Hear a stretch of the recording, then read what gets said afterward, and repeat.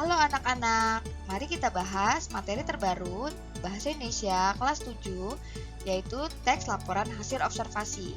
Sebelum menonton video ini, silakan siapkan alat tulis dan buku catatan Bahasa Indonesia. Silakan dicatat hal-hal yang menurut kalian penting untuk dipahami.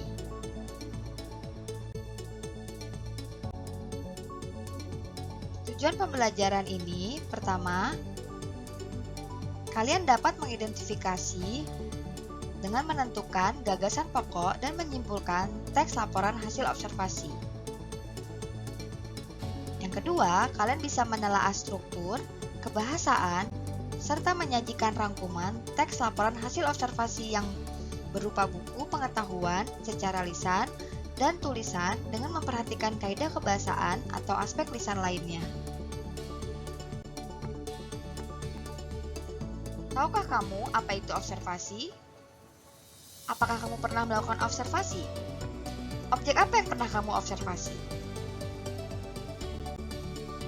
Pada dasarnya, definisi teks laporan hasil observasi adalah teks yang berfungsi memberikan informasi tentang suatu objek atau situasi setelah diadakannya investigasi atau penelitian secara sistematis.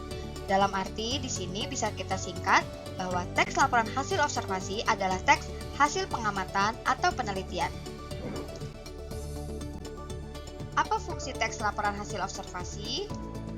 Pertama, untuk melaporkan pertanggungjawaban sebuah tugas atau kegiatan pengamatan.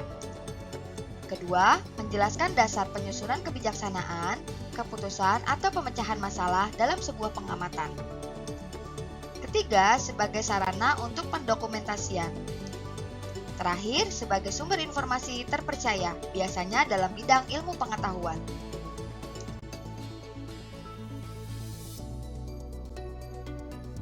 Ciri-ciri teks laporan hasil observasi.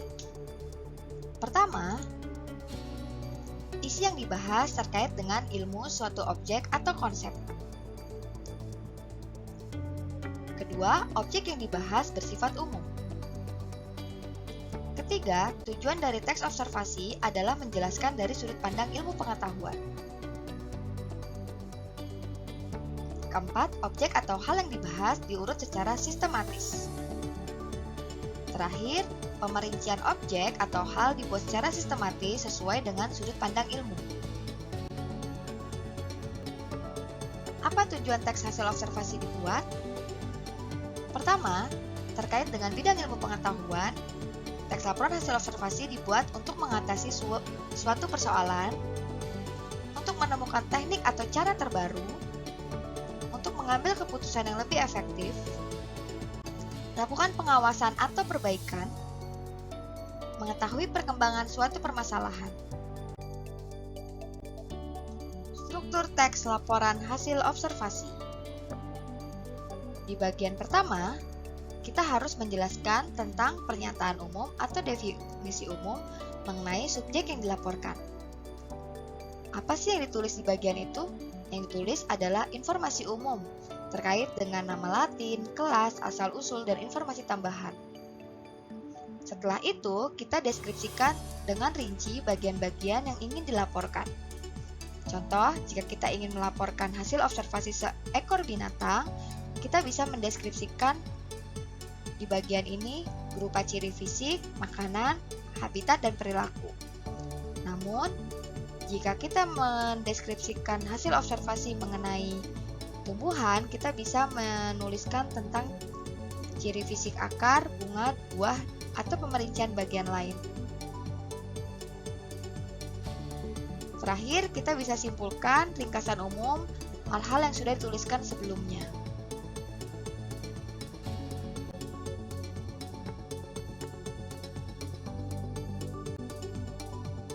Untuk mempermudah pemahaman mengenai struktur teks laporan hasil observasi, mari kita baca di dalam hati paragraf pertama sampai paragraf ketiga sebuah teks hasil laporan observasi.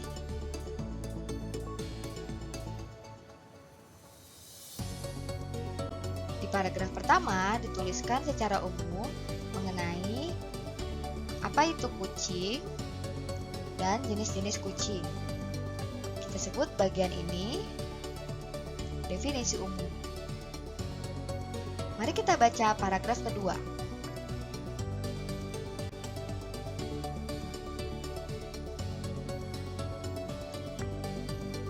Di paragraf kedua, terlihat di sini ciri fisik kucing serta perilaku kucing.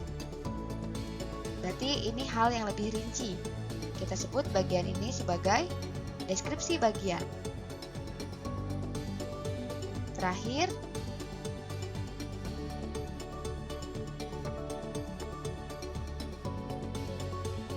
di sini disimpulkan secara umum bahwa kucing peliharaan itu tidak berbahaya, tetapi harus diwaspadai tentang penyakit yang mungkin bisa ditularkan melalui kucing. Bagian ini kita sebut sebagai simpulan.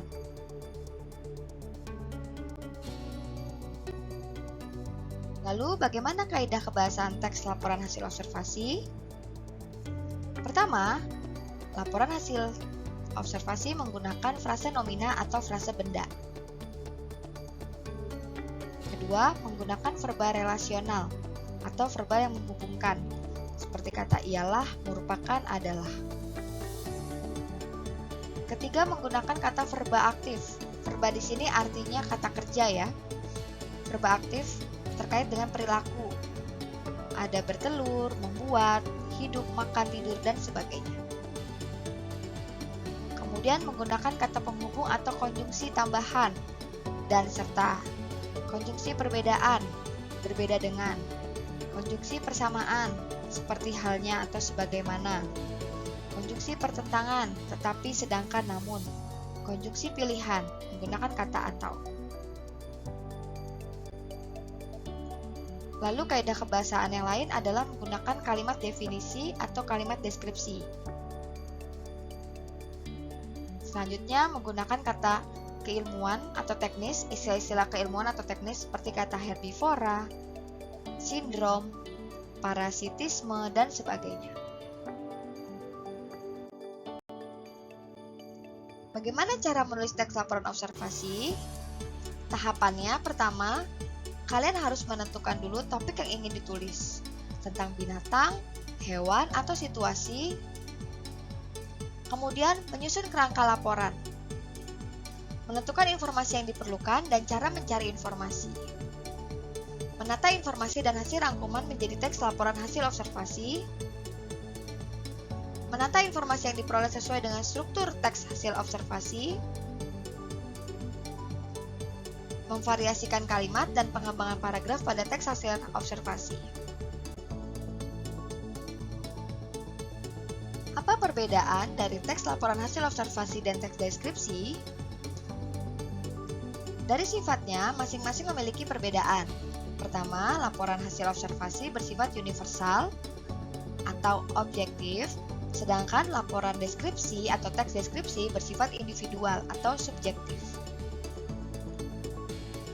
Pada teks observasi lebih menekankan pengelompokan yang disesuaikan dengan ciri pada umumnya, sedangkan deskripsi lebih pada uraian bentuk atau ciri si objek tersebut secara khusus.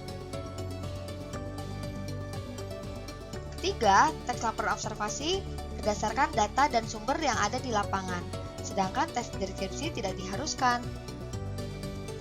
Keempat, teks laporan observasi memiliki data yang lebih akurat dan bisa dipercaya karena hasil pengamatan langsung, sedangkan teks deskripsi tidak. Mari kita lihat perbedaan antara teks deskripsi dengan teks laporan hasil observasi berdasarkan contoh dari kedua paragraf ini. Kedua paragraf ini menjelaskan tentang binatang kuda. Mari kita baca paragraf pertama, yaitu kuda memiliki 4 kaki. Kuda memiliki rambut yang biasanya berwarna hitam, putih, dan coklat. Warna kuda itu, sesuai dengan gambar maksudnya, adalah coklat dan di bagian kakinya terdapat warna putih. Lalu paragraf kedua. Kuda atau dengan nama latin Equus calabus atau Equus ferus calabus adalah salah satu dari 10 spesies modern mamalia dari genus Equus. Hewan ini sudah lama menjadi salah satu satwa peliharaan yang penting secara ekonomis dan historis, dan sudah memegang peranan penting dalam pengangkutan orang dan barang selama ribuan tahun. Di paragraf 1 atau paragraf pertama, terlihat di sini penulis mendeskripsikan ciri fisik kuda secara umum dan secara khusus terkait dengan gambar yang ada di atas. Namun, di paragraf kedua, penulis menjelaskan tentang kuda secara ilmu pengetahuan. Mengapa demikian? Karena penulis menjelaskan tentang spesies kuda, termasuk jenis mamalia, dan dari genus Equus. Kemudian, penulis juga menjelaskan bahwa dari zaman dahulu atau ribuan tahun yang lalu, kuda sudah digunakan sebagai alat transportasi untuk bidang ekonomi dan histori atau sejarah. Biasanya, kuda digunakan untuk mengangkut barang atau orang sebelum ada alat transportasi lain. Kita akan melihat perbedaannya. Di paragraf 1, penulis hanya mendeskripsikan secara umum terkait dengan kuda dari segi fisik. Namun di paragraf kedua, penulis mendeskripsikan dengan lebih detail terkait dengan ilmu pengetahuan mengenai kuda, bukan hanya berdasarkan gambar di atas. Maka kita bisa simpulkan bahwa di paragraf 1 itu adalah contoh dari bagian paragraf teks deskripsi.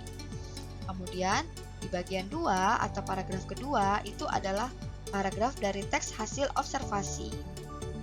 Mengapa demikian? Karena terlihat di paragraf 1 tidak menggunakan informasi dari ilmu pengetahuan atau pengamatan secara umum.